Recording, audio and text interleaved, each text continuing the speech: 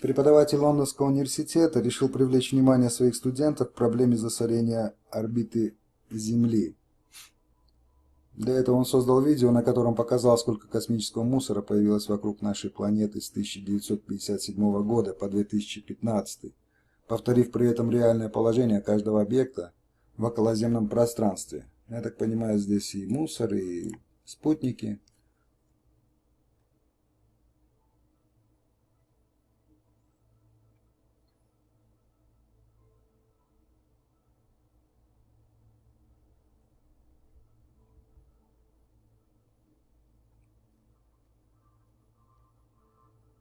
Здесь получается не то, что куда-то долететь, здесь взлететь невозможно, но если взлетишь, то на что надеяться? На чудо, что долетишь. То-то, наверное, марсиане, чтобы не наблюдать весь этот ужас, ушли жить в подземные города, да тут еще у нас пространство крутится. Да вот еще по поводу пространства. Много есть литературы, много людей, говорящих, которые по видео можно увидеть. Но почему-то они все отделяют пространство от материи, делая это разными. Пространство это как бы со своими свойствами, материя это каждая со своими. Дело в том, что пространство есть все. Оно едино. И все проявления в пространстве, будь то люди, камни, вода, газ, животные, или то, что создали люди, это есть одно пространство. А все в нем – это его проявление. Пространство имеет свои параметры, свои характеристики. И говорить в пространстве, за пространством, под пространством – это неправильно. Человек пытается отделить. А все проявления в пространстве имеют свои так называемые физические характеристики, свойства. То есть камень свое, металл, золото, человек. Это да, это можно изучить, но не отделять от пространства. И не путать с пустотой пространства, как говорят. Ну, в пространстве неправильно. Пространство не имеет пустоты. Если ты смотришь перед собой, нет ничего, воздух, то если увеличить воздух, там тоже кто-то живет. Пустоты не бывает. Пустотой можно назвать какой-то объем воздуха, скажем, который ничем не заполнен. Для глаза и для остальных чувств человека. Но не видит человек, не может что-то потрогать, для него это пусто. Но это не говорит, что пространство опустело в этом месте.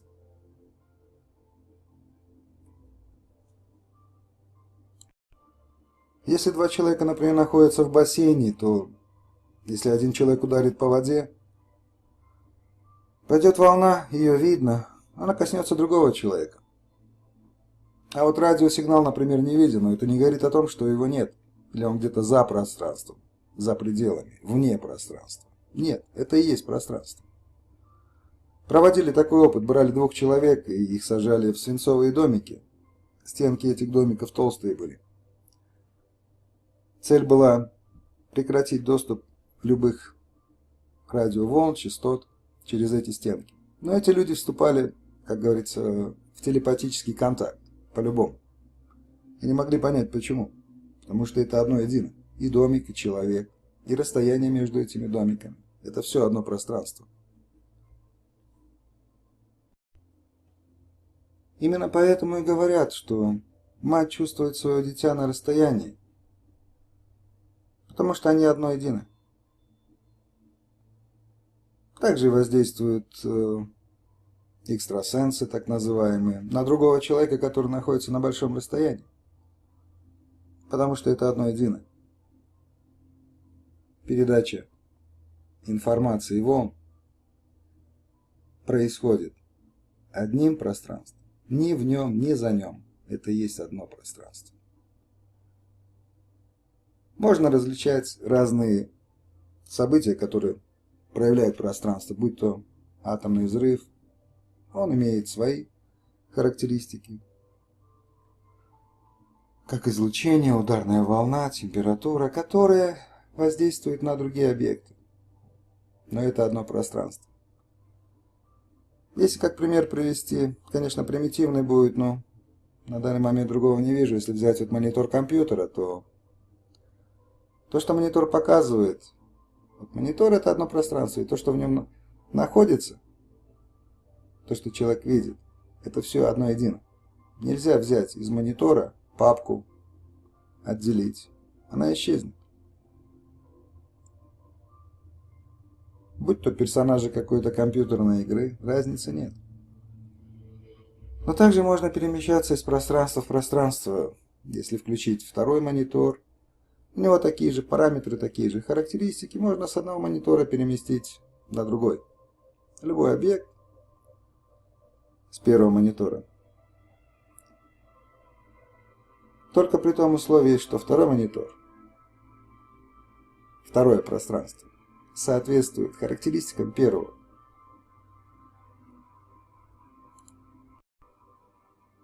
А вот если что-то отделять от пространства, как пытаются физики, то, конечно, то, что будет отделено, оно исчезнет. Окажется в другом пространстве. Разницы нет в каком. Но для этого этот объект исчезнет. Поэтому невозможно взять и пространство разделить и отдельно пытаться делать какие-то заключения по измерению физических свойств. Опять же скажу, того же камня, металла разницы нет. Все едино. Ну а теперь поближе к Земле. Луна. Это снимок Луны, когда еще не было силы отталкивания. Ну а когда люди сделали, то Луна, Земля стала отдаляться, или Луна. К прилету космонавтов уже она вот от Луны отдалилась. Луна, Селена называют еще. Прилетел якобы астероид, Земля захватила. Оказался этот астероид ровным шариком. И каких только поверий существует с Луной связанных. Даже есть такое, что какое-то племя в Африке сообщило информацию, что, знаете, это читаури яйцо прикатили. Во как. И вывесили нам. И запретили всем говорить про них и рисовать их. А то, говорит, как яйцом запустим. Вот так вот. Почему, думаете, Нибиру ушла? Они ж за яйцом своим направлялись. Только вот марсиане отсемафорили. Куда? У них там такое творится. Ведь это не глупые. Развернули свою планету корабль, ну и давай. Уходить подальше от таких чудес. Вот так вот. Если кто-то думал наоборот, то нет. Причина такова, скорее всего. Так вот, по поводу Луны. Хочу начать с фаз Луны. Может быть, кто-то и заметил, что фазы Луны не совпадают с тем календарем, я имею в виду реально, как сияет Луна и как описано в календаре. Да, это правильно, потому что в календаре выдумка. Для примера взял два города. Это Богота, Колумбия, и в противоположной стороне Коломбо, Шри-Ланка.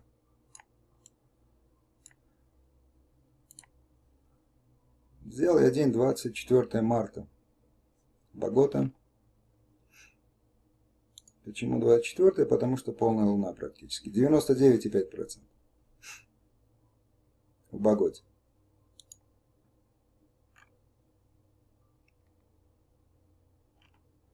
Коломбо.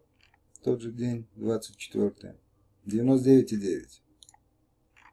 Нереально. То есть и здесь, когда ночь, а солнце там, полная луна, и наоборот здесь.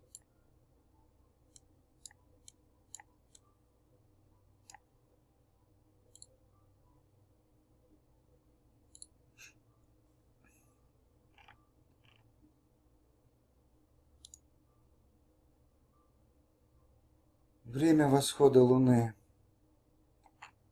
7:05 Коломбо.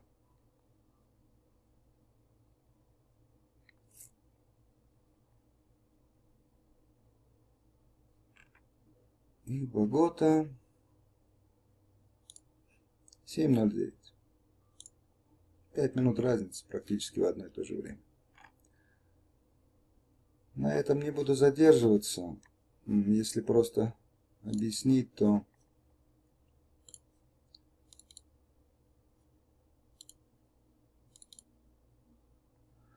все это можно визуально проверить самому. Солнце заходит, если стать рукой, направить на солнце, между рукой и телом человека 90 градусов. А здесь так показал 90 градусов. Вот здесь заходит солнце. Надо лишь запомнить направление движения солнца. Ну, примерно так. Движение солнца 15 градусов за 1 час.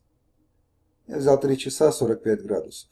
То есть здесь легко сделать направление. Между рукой и телом 45 градусов.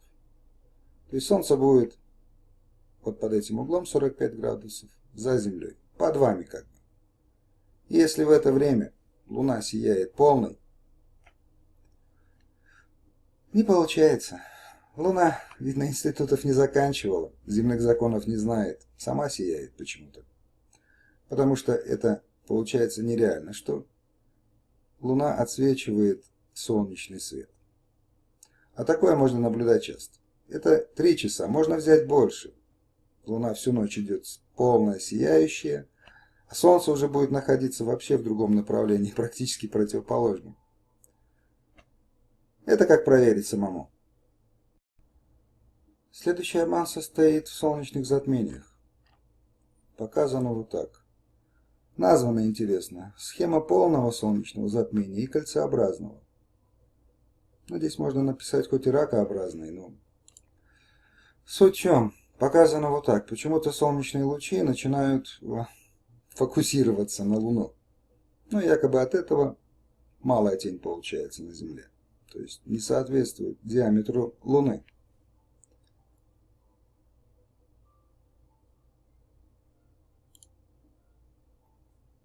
Следующий, кольцеобразный, они показывают, что тень вообще не доходит до Луны.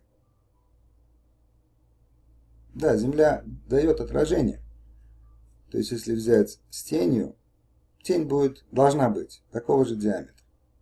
Но только вот от края к центру будет сначала слабая тень, просвечивающаяся, а к центру, конечно, она будет темнее. За счет отражения планетой света солнечного. Но только почему вот так лучи идут? Я вот взял один рисунок, тоже. Здесь даже расписано, что из зоны А с центра будет наблюдаться полное затмение, зона Б вот так, зона С вот так. Ну, все эти зоны, конечно, ложь. Тут я сереньким показал, чтобы не мешало. Солнечный свет идет прямо. И вот каков диаметр Луны, будет диаметр тени на поверхности Земли, так как Солнце находится очень далеко. И лучи идут именно прямо. Это такой же обман с солнечным затмением. Все на самом деле по-другому происходит. Дальше еще коснусь этого вопроса и покажу. Это выдумка. Только кому такое пришло в голову? То есть, если вот так посмотреть, Луна проходит между Солнцем и Землей один раз в месяц. Значит, раз в месяц должно быть как бы солнечное затмение. И тем более полностью освещена Луна будет всегда только обратной стороной от Земли. Полная Луна никогда не сможет быть для наблюдателя с Земли. Тем более с обратной стороны. То есть, когда Солнце вот освещает эту сторону Земли, с обратной стороны Луна не может вообще освещена быть. А вот на этом видео покажу, что происходит с Луной. Надо обратить внимание вот на эту сторону Луны.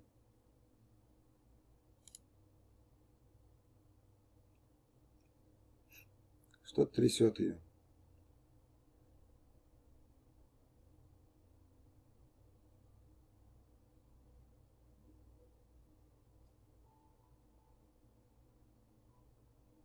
А вот так вот выглядит при сильном увеличении.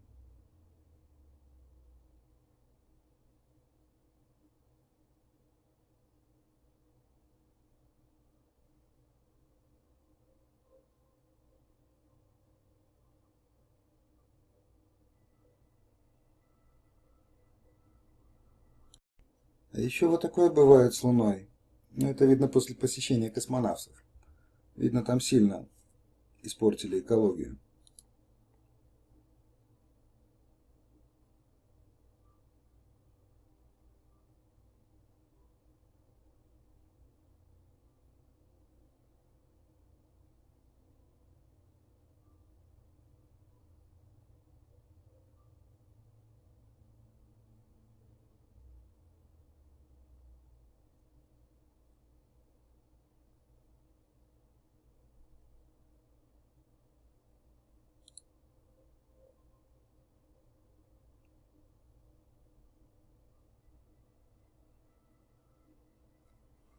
Сейчас в негативе будет лучше видно контуры.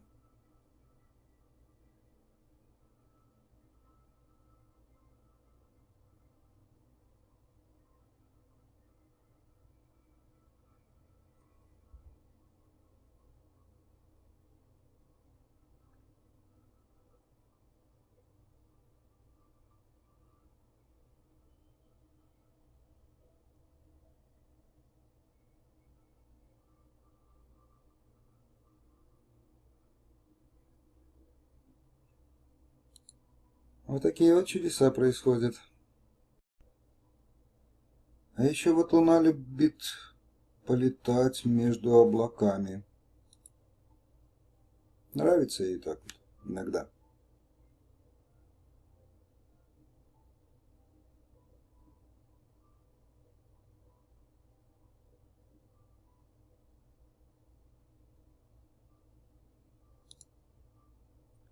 Это ускоренное воспроизведение поставил помедленнее. Ну, здесь и так видно, то есть облака и за Луной облака. Здесь еще лучше видно. Это облако закрывает, а заднее она освещает.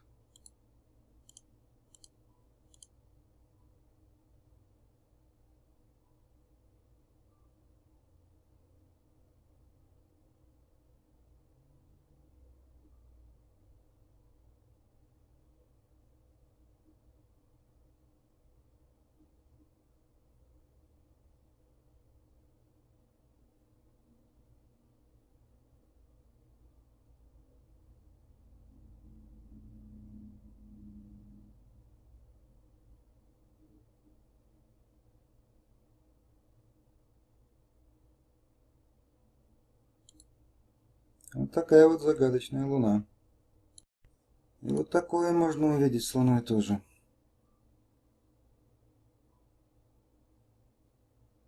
Здесь запись длинная, я буду прокручивать понемножку вперед, где лучше кадр получился.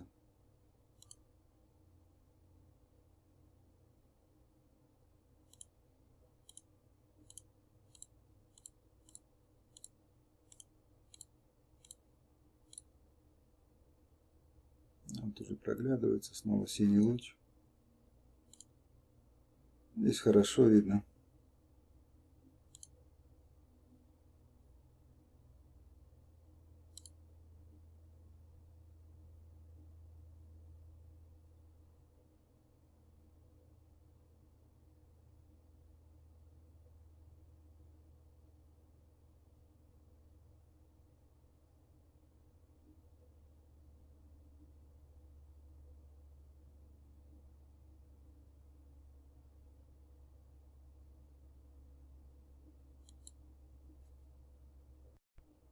А вот теперь напомню видео. Вот она, Луна. Но это двигается быстрее. Такой же луч. То есть это оптико-голографическое изображение.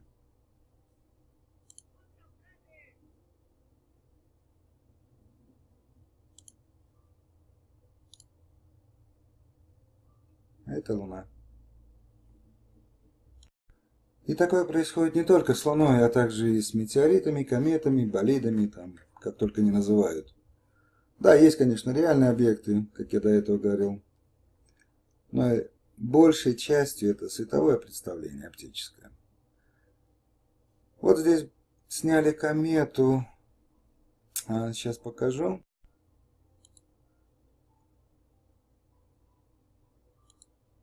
То есть вот идет. Ну, якобы комета. Не комета, а метеорит. Вот.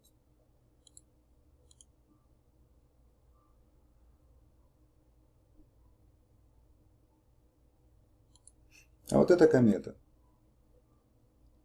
И здесь, по возможности, сколько было, приближено было. Но здесь хорошо видно, как делается светопредставление. Кстати, вот точка. Это проецирующая, как назвать, не знаю правильно. Или прицельная, где должен создаться вот этот вот, ну, якобы комета, объект.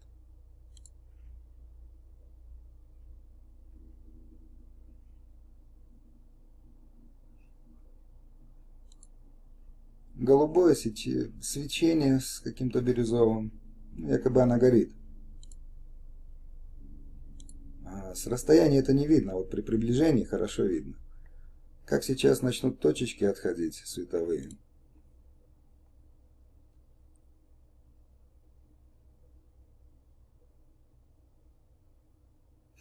И нет кометы. Вот это осталось, и вот он лучик.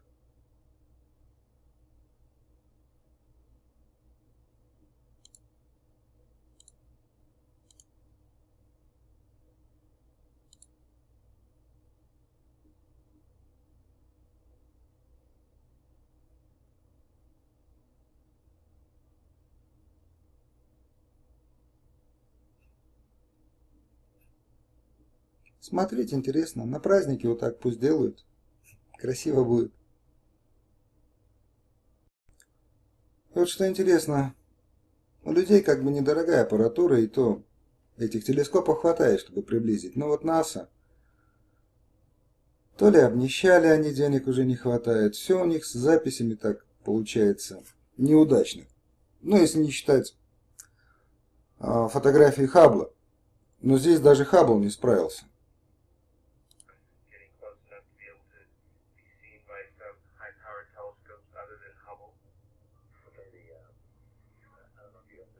Вот такое изображение представляет всегда НАСА. Ну, что хочешь, то и думай, что там летит.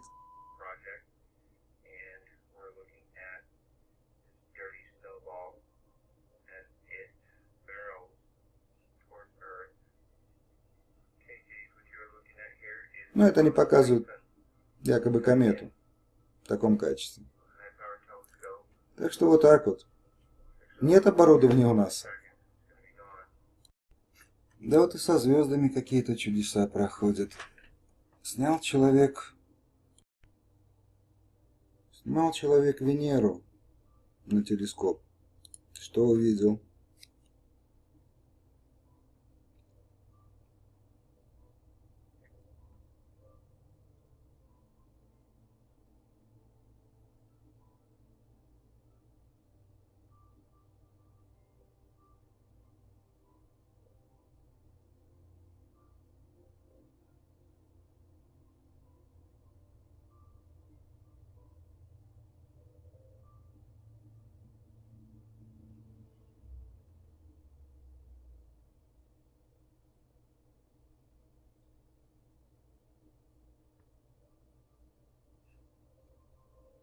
И если сравнить это с тем, что показывают на фотографиях,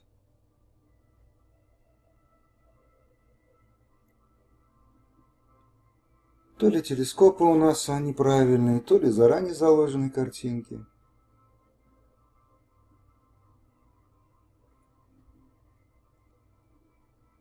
Ну такая Венера.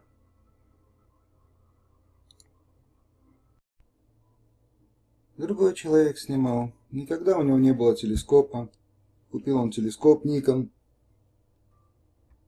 Изучил карту звездного неба. Никогда не смотрел через телескоп. Решил посмотреть. Я буду прокручивать. Покажу изображение. Вот Альдебаран.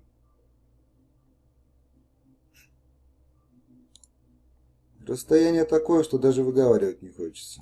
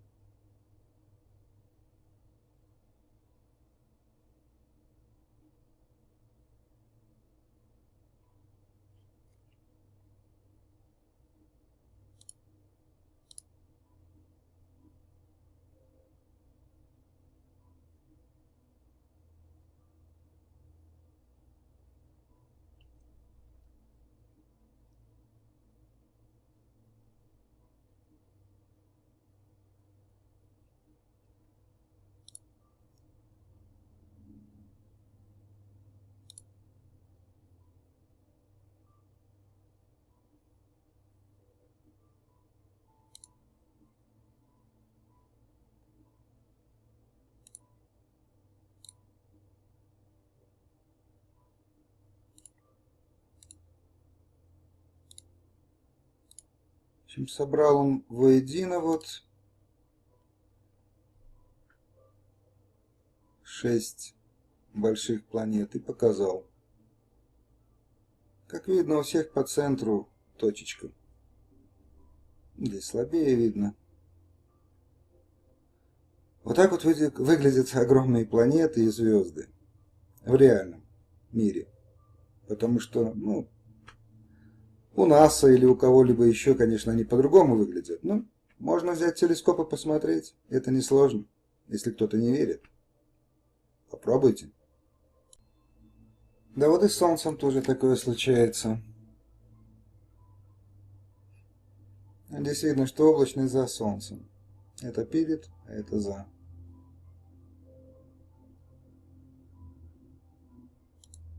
Здесь вот стоит облачность. Солнце поднимается и закрывает. А это перед Солнцем.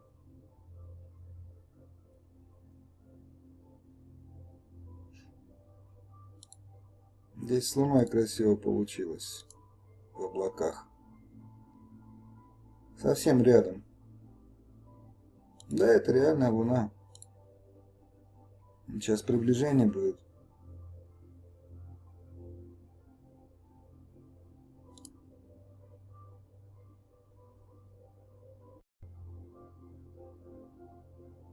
Так что все эти изображения оптические показывают, но не только световые, также можно воссоздать почти реальное изображение. Но пока только еще изображение, но очень качественное. Здесь вот человек снял самолет. Надо обратить внимание, что самолет без части фюзеляжа летит. А потом пересекает, ну не пересекает, а навстречу проходит другой самолет, ну реальный. Ну и освещен он по-другому, а вот этот самолет это не настоящий. У него вот в этой части сверху нет фюзеляжа.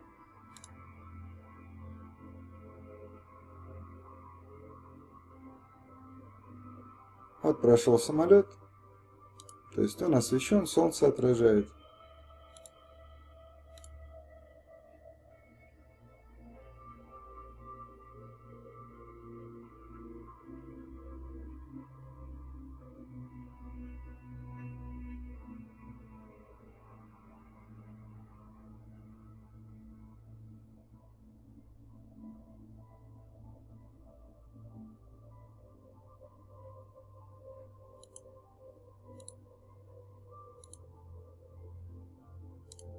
Ну, до этого было хорошо видно, что нету части наверху.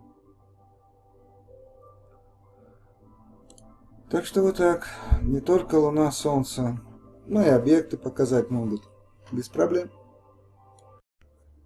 Но возвращаемся к Земле.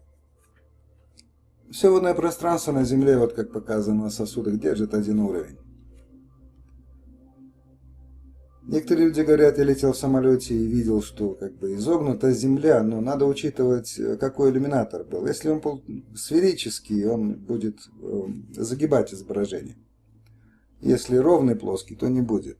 Но на самом деле, если внимательно посмотреть через иллюминатор, то Земля ровная, горизонт ровный, вот как здесь. Также можно с высоты посмотреть повыше, чем высота полета самолета. 30 с лишним километров, да еще вращается шар. И никаких изгибов. Я даже не буду включать то видео, где НАСА показывает или еще кто-либо, где они загибают, загибают совершенно бессовестно. Там так округляют, что планета маленькая вообще становится. Пожалуйста, здесь нет никаких изгибов. Еще выше. Вот ровный горизонт.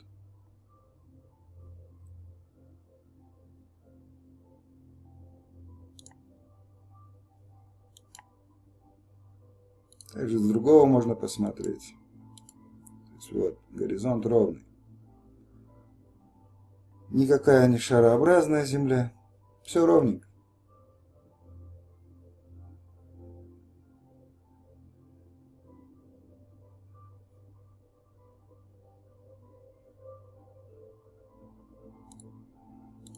Высота 23, 24 километра уже почти.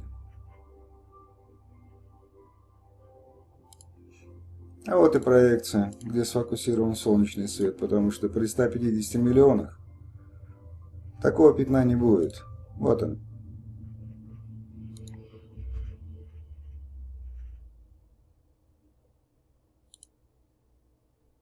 Просто посмотреть. Все ровно. Не надо ничего слушать, читать. Есть глаза у человека. Есть очень много свидетельств. Круглой Земли, планеты, космоса. Все это в книгах. Человек как может определить, что планета вращается? Только что Солнце движется и Луна. И звезды. Больше нет доказательств. Все остальные доказательства в поддельном видео и в книгах. Но у каждого человека есть глаза. Просто посмотреть. Вот когда физик, пусть он теоретик, заявляет, что если бы Земля была плоская, то горизонта бы не было. Берут большие сомнения, что это вообще физик, он что-то понимает. Понимает, как видит человеческий глаз. Дело в том, что горизонт – это относительное понятие. Относительно человеческого глаза горизонт один, относительно телескопа или бинокля, если смотреть, то это горизонт другой, он будет приближаться, и появляться новая линия горизонта. Вот на данной картинке видно, что горизонт ровный. И ничего не видно, но если приблизить телескопом,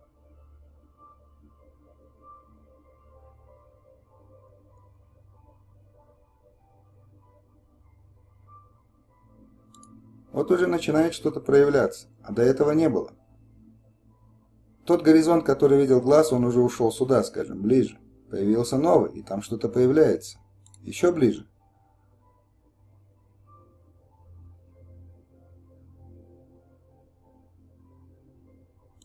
Вот уже видно, что это вроде как остров. Это уже новый горизонт. Еще ближе.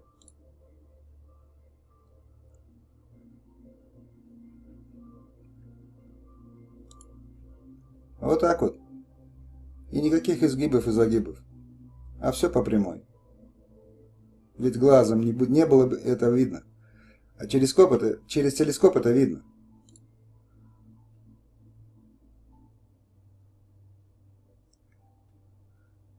А теперь убираем горизонт.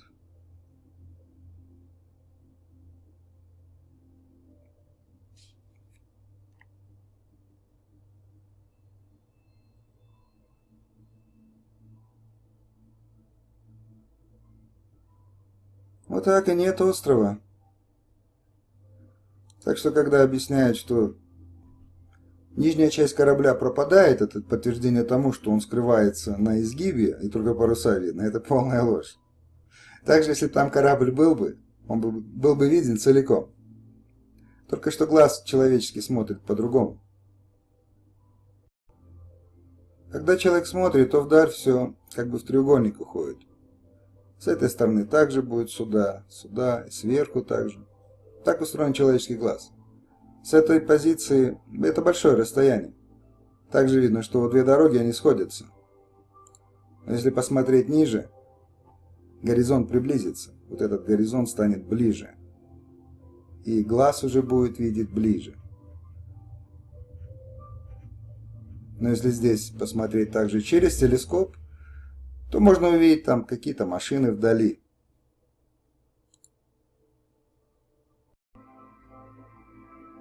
Также если смотреть на рельсы, они также сходятся. Ровно. И горизонт ровный.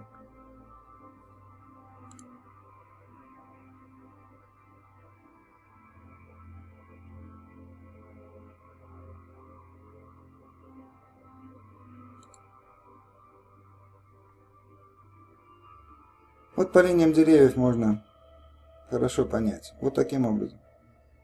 И отсюда сюда. Я говорю, и сверху. Вот когда самолет уходит вдаль, он также опускается. То есть у нас вот такое зрение. Так что физикам надо подучиться, хотя бы объяснять простые вещи. Также вот еще можно проверить по тому, как летают самолеты. То есть вот берется один рейс, вылетает с Австралии, на западное побережье идет Дубай и Йоханнесбург, Южная Африка. Это так вот на официальных картах полет. Если перенести на реальную карту, то полет будет вот такой. И вот это нормальный полет. Какая компания будет жечь топливо для такого полета? А в Дубае он летит для дозаправки. Почему бы вот так не полететь? Это же короче, напрямую. Но по реальной карте, если посмотреть, то получается одно и то же. Ну да, они могли бы там на Мадагаскаре сесть договориться о дозаправке. Ну, договорились в Эмиратах. Разницы нет никакой. То есть реальный полет вот так. Еще раз говорю, никакая компания не будет сжигать тонны топлива вот ради такого полета. Говорят еще так, но это же плоская карта. А, мы на глобусе, надо это дело растянуть как бы. Вот, тогда может быть нормально. Но это только так кажется, может быть нормально. Ничего не получится нормально. Вот глобус, пожалуйста, тот же маршрут. Отсюда в Эмираты и сюда. Вопрос, а что же вам так не полететь? О, какой длинный путь получается. Не летят так. Потому что вот она реальная карта. Еще раз. Одинаково. Что так, что так. Есть такой сайт Flight Radar, и там показаны рейсы самолетов. Смотрел я на эти рейсы тоже. Ну там до смешного доходит. Из Токио рейс вылетает и летит в Париж. Ну, казалось бы, вот так. Нет. Он вот так летит в Париж. Ну, показано вот так. Ну, потому что заложено уже так. Чтобы подтвердить вот какую-то окружность. Но если просчитать этот полет, то он намного длиннее получается. Там так и пишется Flight Radar. Там открываешь любой рейс и написано, что как бы по кругу так 9000, а потом стоит опять расстояние 6000. Вот представьте, выходит стюардесса. Так, у нас рейс такой-то, летим в Париж. Расстояние до Парижа по кругу 9000, а другое расстояние 6000. В общем, выбирайте сами, как вы хотите лететь, да? Вот это до смешного доходит уже, я говорю. Догадайся сам. Так что вот то, что показываю, это проверочные моменты. Тот же горизонт, где Луна находится. Это не мелочи. Если что-то где-то не совпадает, это говорит о том, что вас пытаются обмануть. Также и вот с официальными картами хочу сказать, что это неправильные карты. Если смотреть, например, на карту, вот Россия, а вот Австралия. Россия больше выглядит. Если померить расстояние Австралии, 3926. Ну, пускай 4000. Округлим. Ну, померим так. Это же расстояние на территории России. 3974. Ну, попробуйте перенести вот эту длину вот сюда. Вот так вот. Карта неправильная, расположение материков неправильное. Или посмотреть на Африку. Что больше, Африка или Россия? Можно тоже посмотреть. 6232. Ну, здесь не точно выставил, пускай 6300.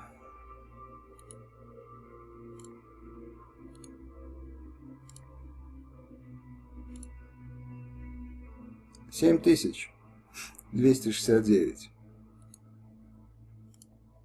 Расстояние не сохранили, но никому не показывают нормальный размер. Африка больше, чем Россия. Кто не знал. Или Южная Америка.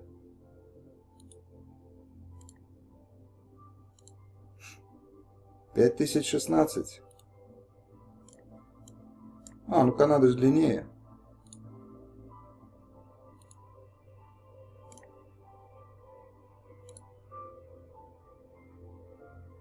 4668. И то по диагонали. Так что Южная Америка пошире будет. Вот такие карты показывают. Несоответствие расположения материков, расстояний. А по нормальной карте все должно совпасть. Потому что Австралия на самом деле, ну как сказать, шире. А Африка шире, чем Россия. Здесь на воздухе. Это реальная карта.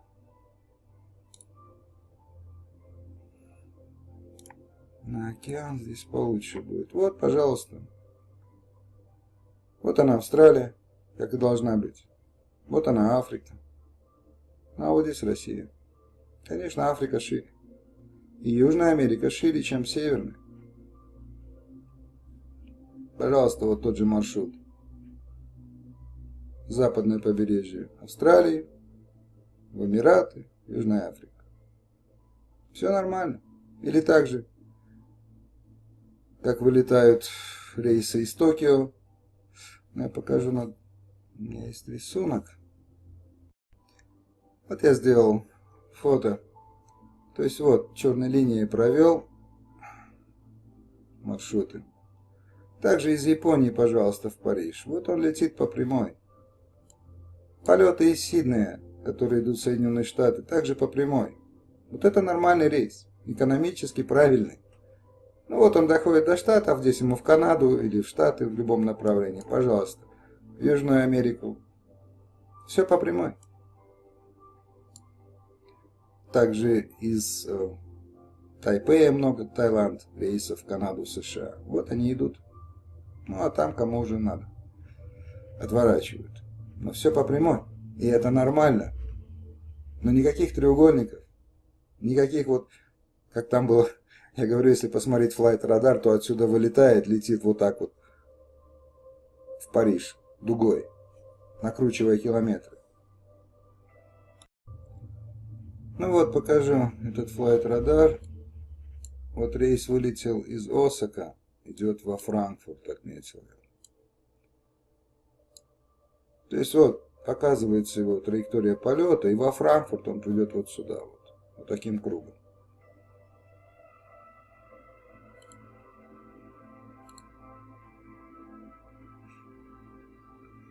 И то же самое.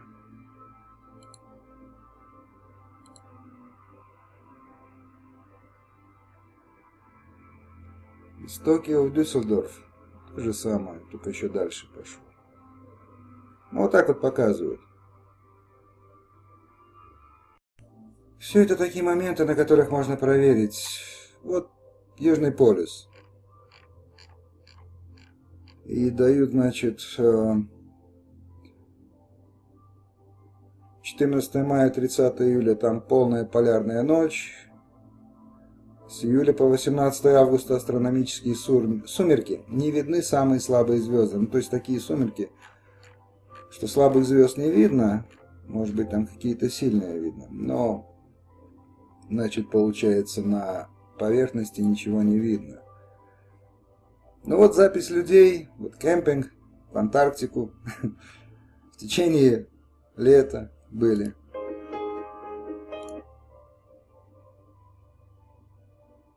Нормальный день.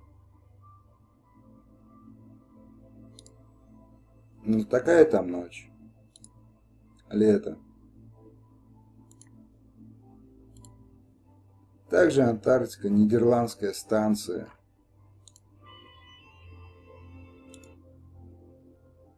Солнце высоко. Нормальный день.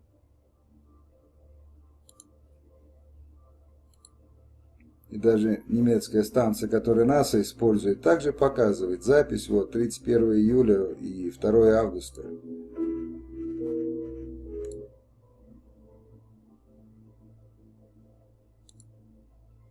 Это сумерки похожи разве на это? На сумерки разве похожи? Нет. День. Нормально. Почему сказал про Южный полюс? Ну, во-первых, это обман, то, что официальная информация. И есть такая информация, что многие люди как бы интересуются, почему через Южный полюс не летает. Как бы короче получается, реально короче, если взять глобус. Но не летает по одной единственной причине, потому что Южный полюс, он как таковой отсутствует. Невозможно лететь через то, чего не существует.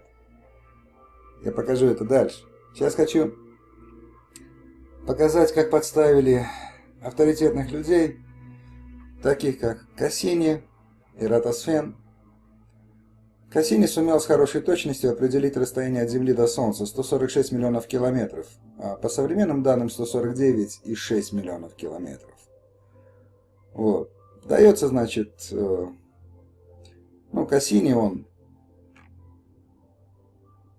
астроном, инженер, и Ратосфен, математик, астроном, географ, филолог. Дается схема, как вычислял Ратосфен расстояние до Солнца. Все это можно проверить, и несложно.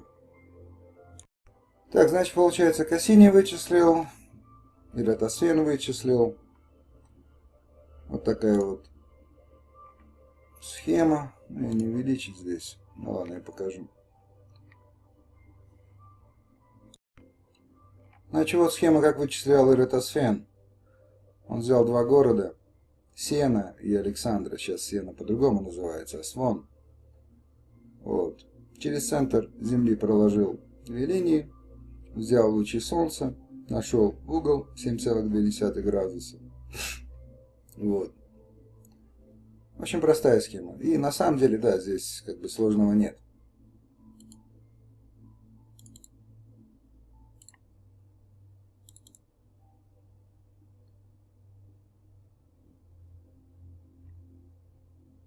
Вот я взял тоже Асван, Александрия. Значит, принцип какой был, что Ратосфен в день солнцестояния над Асвоном не было тени. Но это невозможно. Экватор дальше проходит. Почему так написали, не знаю. Ну ладно. Из Асвона, когда Солнце находится напротив, по экватору, угол составляет 67 градусов на Солнце из Асвона. Из Александрии 60.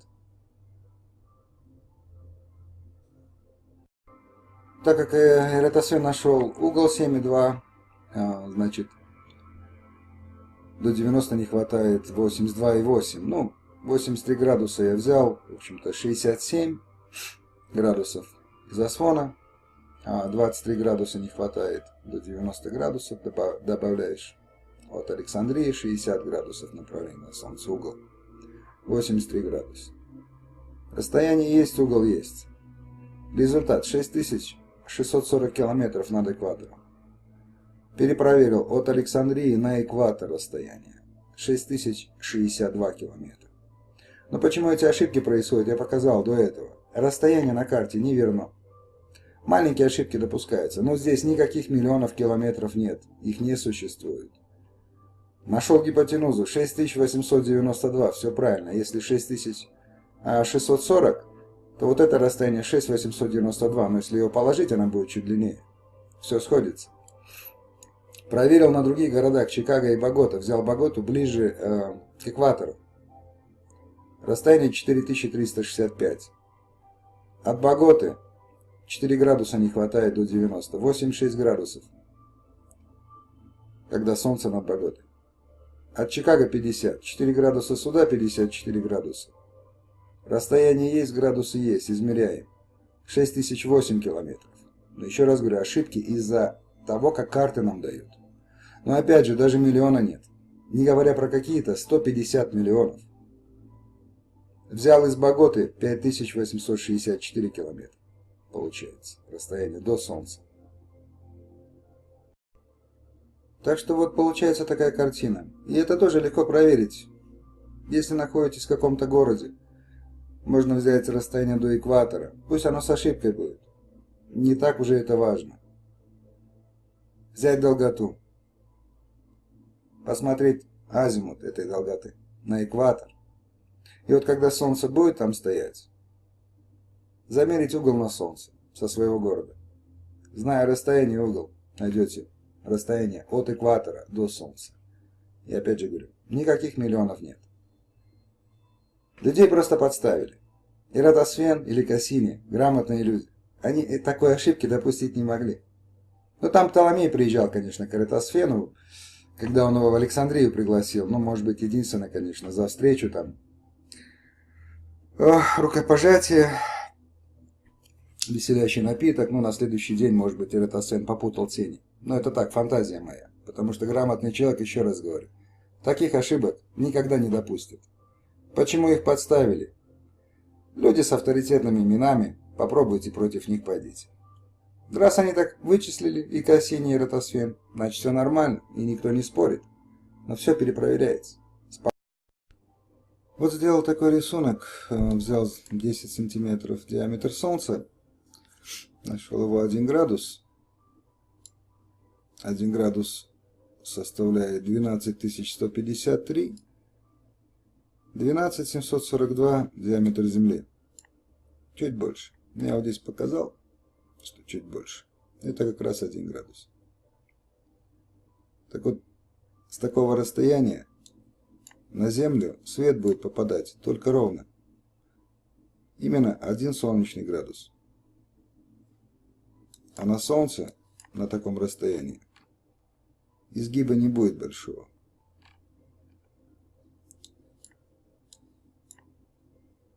И поэтому только ровно. Если наблюдатель на Земле переместится с южного полюса на северный, это будет только лишь 1 градус. Но если южнее экватора находишься, или на так называемом Южном полюсе, то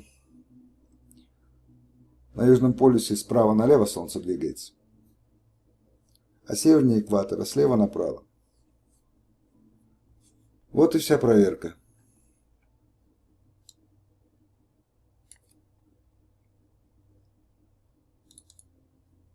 И вот такого эффекта при таком удалении никак не получится. Это возможно только тогда, когда Солнце рядом.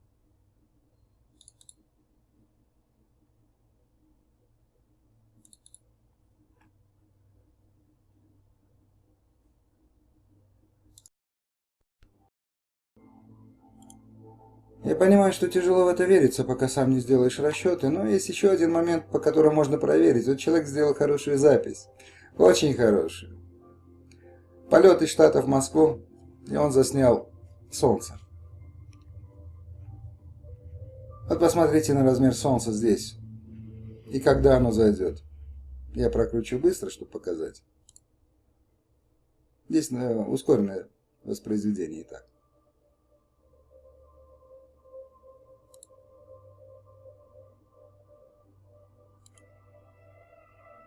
Видно размер Солнца?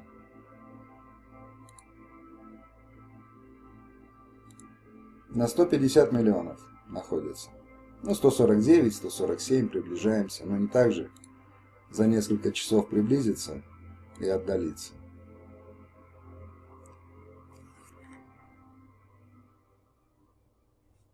И еще такой момент. Солнце не заходит.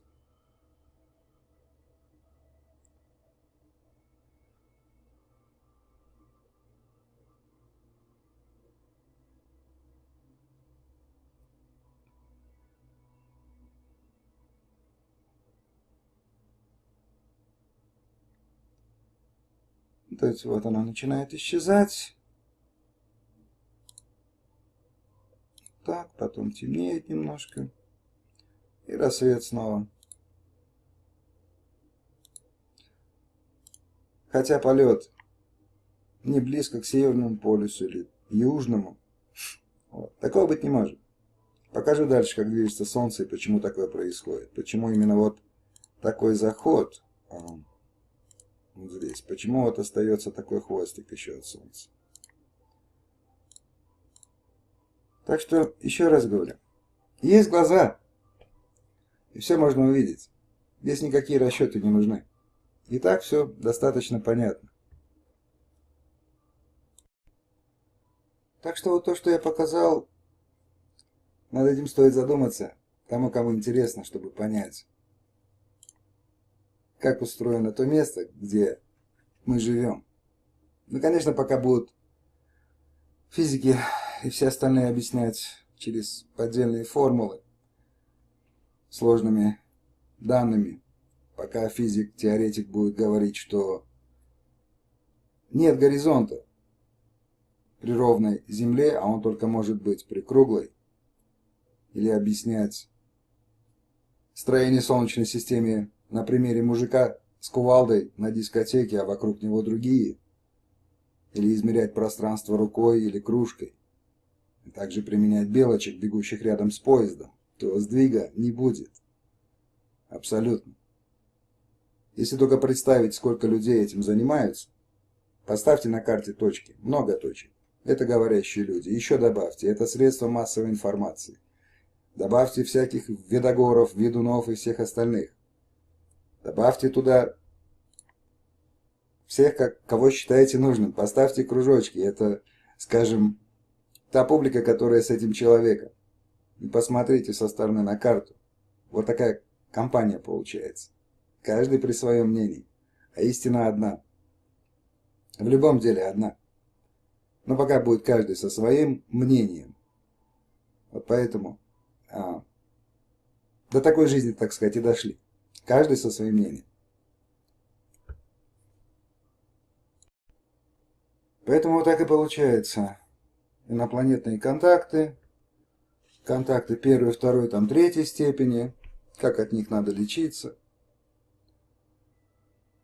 Ну, скажем так, какие-то люди ждут кого-то. Кто-то придет сюда, может быть, поможет. Нет, скажу, никто сюда не придет. Абсолютно никто. Здесь изначально заложено уже так, как есть. То есть, как сделали. Было по-другому, но сделали так. Кто же вам поможет?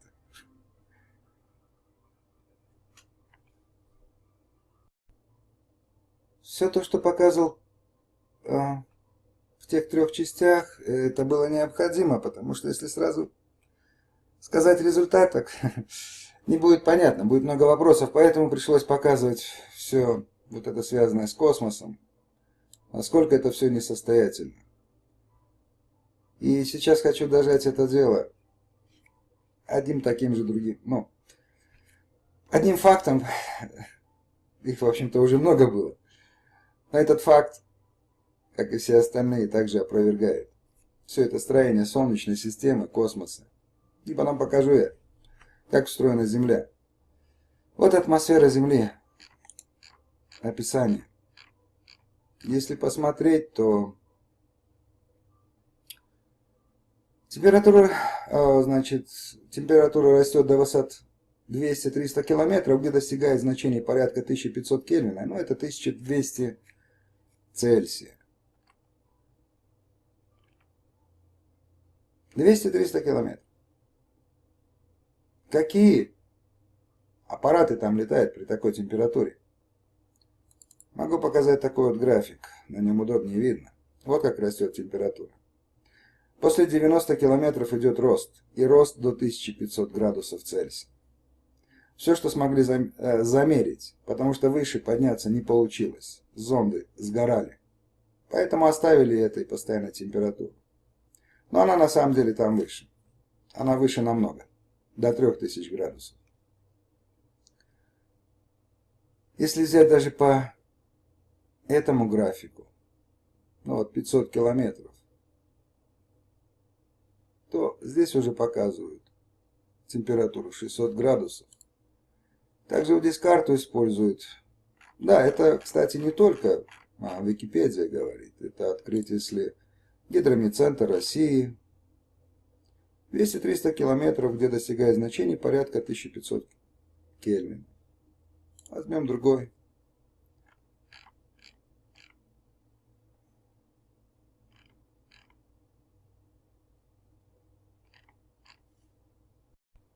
Да, вот пометил. То, что термосфера это как бы горячая сфера называется, и что в пределах термосферы температура растет постоянно и уходит за 1000 градусов Цельсия. Выше. Но неужели это прочитать трудно? А легче верить ящику и всему остальному, что показывает. Кстати, никто никого не обманывает.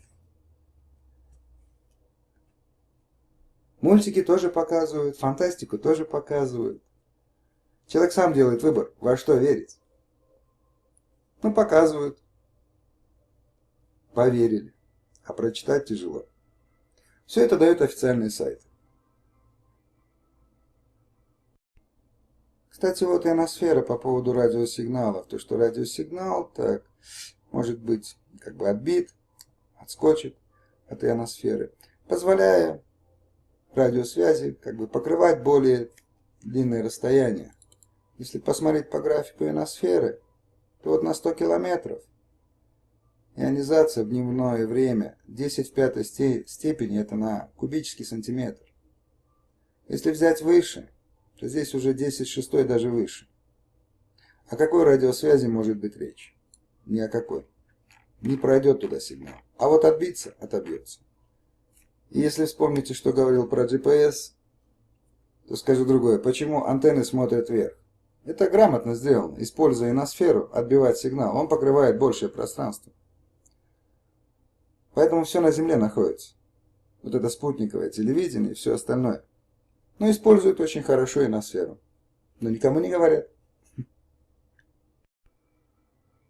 Кстати, вот про ионосферу надо понять, что такой момент. Чем больше электронная плотность будет создана в ионосфере, тем для более высоких частот будет выполняться условия отражения. Высокие частоты не пройдут. Здесь хочу показать, как двигается на самом деле Луна и Солнце. Но если взять за одну позицию, вот друг напротив друга изначально, и запустить, то вот покажу сейчас через день. Вот это сутки прошли. Солнце догоняет Луну. 12 градусов. Я вот покажу, может кому-нибудь пригодится. То есть 360 градусов за сколько время кто делает. Звезды, Солнце, Луна. Быстрее всего идут звезды. Ну, на 4 минуты быстрее, чем Солнце. Луна самая медлительная, на 50 минут больше, чем Солнце круг делает. 4 минуты это 1 градус, как солнечный, земной. Ну, солнечный, да, это оборот Солнца. То есть не солнечные минуты, но земные минуты. Может, неправильно написал. Ну, то есть вот эти 4 минуты равны 1 градусу. Солнце отстает от звезд на 4 минуты всего, то есть на 1 градус. И в то же время Солнце догоняет Луну на 12 градусов в день. Вот то, что я до этого показывал, как Солнце двигается за час 15 градусов. Можно самому все просчитать. Зная это, можно определить, когда будет затмение. Раз в месяц. Для чего делается высокосный год, или вот в феврале 29 дней? Это для корректировки. Потому что на 30-й день, сейчас покажу. так это выглядит. Вот день 29, на 30-й день центр Луны не будет вот на этом пересечении. Он будет немножко левее вот от этой линии. Вот. С этим связано тоже так же 30-31 день. Это все для корректировки, чтобы все это оставалось на одной линии. Также вот положение созвездия Медведицы. Она показывает времена года. То есть вот от лета к осени этот период. Вот так. Также, если с этой позиции Медведица вот созвездие пойдет и закончит, это 52 недели займет. В году 52 недели. Также этот знак, если поставить, образует всем известную свастику. Ну, люди, конечно, понапридумывали всякого. Нет, это лишь времена года. Этот знак показывает. Так же, как инь-янь показывает не какие-то там начала женское, мужское или еще чего-то философии, а лишь всего лишь разделение дня и ночи. Покажу. Вот так вот наступает день и ночь. Ну, в зимнее время солнце уходит от экватора чуть дальше, и освещение само собой дальше, и вот этого хвостика не будет, он будет короче. Поэтому ночь занимает это место, и зимой ночь длиннее. Как для примера я взял вот, как рассвет наступает. Если взять одну долготу, вот, то по ней, конечно, не получится. Ну, вот Токио 5.41, Гонконг 6.25, Сидней 7.01, разница большая. Именно вот из-за этого. Они сдвинули на 23 градуса ось Земли, но это фантазия. Поэтому я показал, что на Южном полюсе летом также светло. Хотя должно быть наоборот. Да, вот летняя позиция Земли, Северный полюс освещен, то Южный должен быть в темноте, а он освещен. Вот это все, это выдумка. Они все пытаются подогнать, да, вот двигают, чтобы как-то оправдать те реалии, которые существуют. Да, в этой жизни есть много непонимания разных событий. Например, вот даже говорить с человеком, метеоролог, и он уверен, что облака состоят из воды. Хотя там на этих участках очень холодно. Облака бы замерзли и высыпались бы кристалликами. Но они не замерзают. Это водород. Я хочу показать так для разминки тоже. Вот торнадо. Но он небольшой. Но не мощность торнадо хочу показать, а тот обман, который также показывает людям.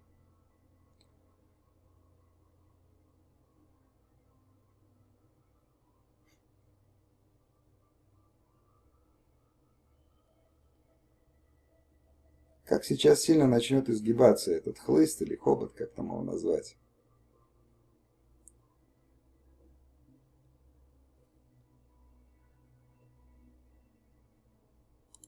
То есть, говорят, торнадо это закрученный воздух. Ну да, если он ровно конусом, это понятно. Но так как в реалии происходит, воздух такого делать не может.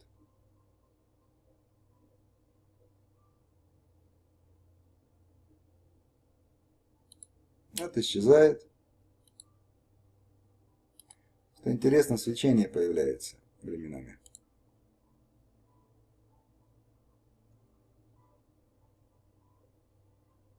Вот он начинает загибать, как проявляется снова.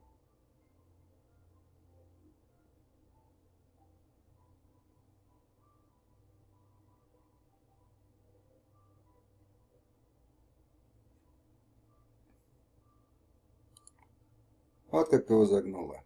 Петлей и вниз.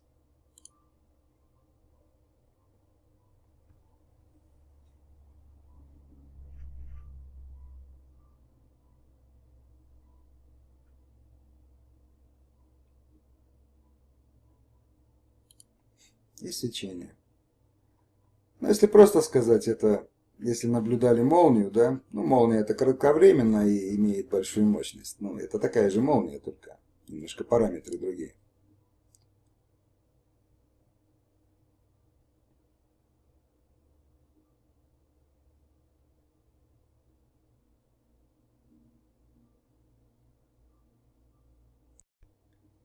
А если посмотреть, вот и так наступает день и ночь. А вот так устроено то место, где мы живем. Здесь, конечно, просто макет и сделано ровно свет.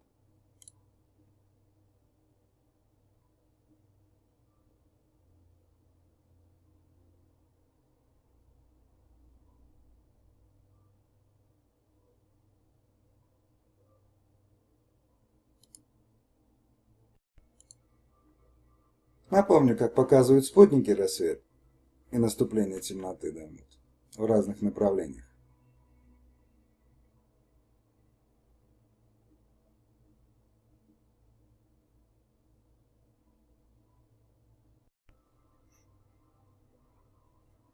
Именно вот так выглядит та территория, на которой мы живем. По кругу.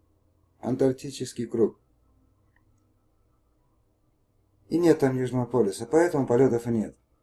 Я как говорил, невозможно летать через то, чего не существует. Это ледяной барьер, очень высокий. И это уже было доказано теми исследователями, которые там были. Просто надо почитать, что они писали. Если здесь смотреть, здесь нормально идет течение воды. Ну, здесь как заводь получается.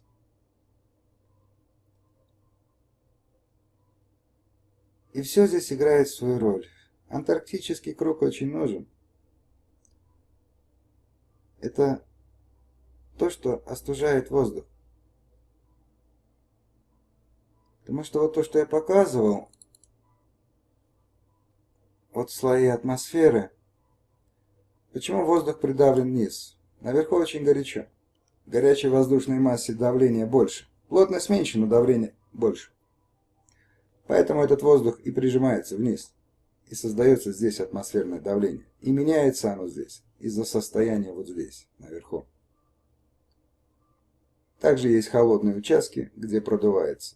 Грамотно все сделано. Защита от горячего. Все сделано грамотно. Кстати, вот есть запись Аполло-8. Это не настоящая, конечно, запись «Космос». Все делалось на макете. Но что примечательно, макет настоящий. Это я покажу. Вот здесь просматривается светлая полоса вот этого антарктического круга.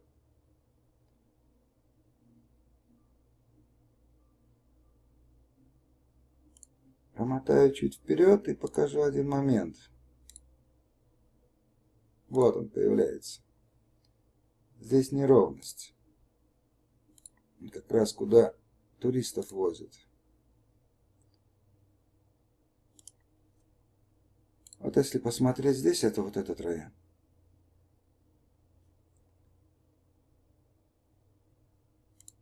Поэтому эта запись сделана с настоящего макета. Ну а сейчас то, что я показывал в предыдущих роликах, видно, как делается все. Есть такое выражение «небо в алмазах». Ну, подразумевается как бы звезды, но это выражение близко к истине. Алмаз высочайшая, главные черты алмаза, то, что высочайшая среди минералов твердость. И, главное, наиболее высокая теплопроводимость среди всех твердых тел. Если посмотреть на алмаз, самородок, они оплавлены. Это в камнях то, что оплавленный алмаз прицепил к себе. Здесь сильно видно хорошо, что он оплавлен. Он очищен бурой или кислотой, но оплавленность видна. Вот почищенный, но видно оплавленность. Потому что тот купол, который находится над этой территорией, состоит из этого материала. Ведь алмазы не живые, они не растут, как... их можно создавать научились искусственно, но в природе их не существует, потому что природы нет. Все под управлением.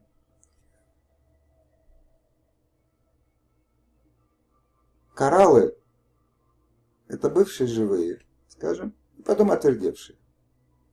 А если подумать, алмаз от чего? Говорят, там давление внутри Земли, ну, они и на поверхности есть, и не залегают не очень глубоко. Просто сняли, потом выкапывают котлован, чтобы дальше искать. Но алмазы находятся в рассыпном виде. Там нет никаких пластов, а вот именно кусочками. И они оплавлены. Это то, что нам досталось. Какие-то периоды сверху. И что интересно, алмаз, в отличие от всех других веществ, прозрачен в широком волновом диапазоне, от ультрафиолетовой части спектра до инфракрасной. Почему наверху купол голубым днем выглядит, а ночью темным? Там вода. Идет циркуляция. Купол остужается. Алмаз очень хорошо подходит. Твердый и очень хорошо теплопроводимость. У алмаза очень хороший. На этой территории нет ничего, чтобы росло или появлялось. Если взять золото, оно также оплавлено и кусочками находит. Тоже железо взять. Это все, что нам досталось. Это не появляется само собой, не растет. Никаких жил золотых нет, не существует. Вот именно кусочками. Вот именно вот так. Маленькие, большие. Также и алмаз. Маленькие, большие. Крупинки. Собирают то, что находят. И так как над нами купол, то вот оно, движение. С одной скоростью. Ну, звезды и солнце, я говорю, это 4 минуты, разница не будет заметна. Но хорошо видно, что все движется одинаково, с одной скоростью. Именно поэтому то, что показывала вот комета, также движется с одной скоростью с Луной.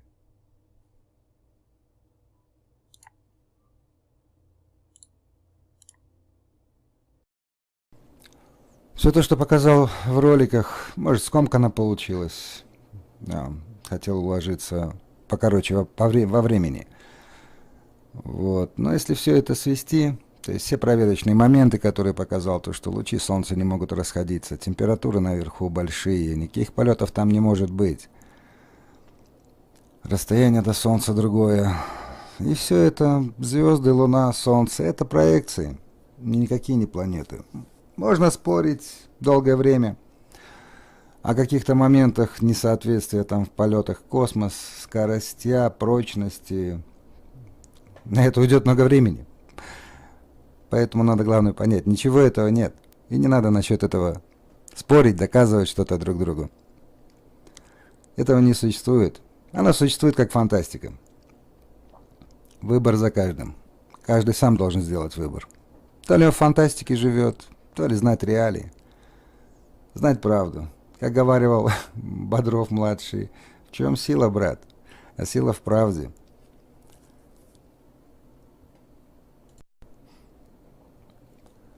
Да, на самом деле ракеты взлетают, здесь никто не спорит. Только цель полета ракет не в космос. Цели абсолютно другие.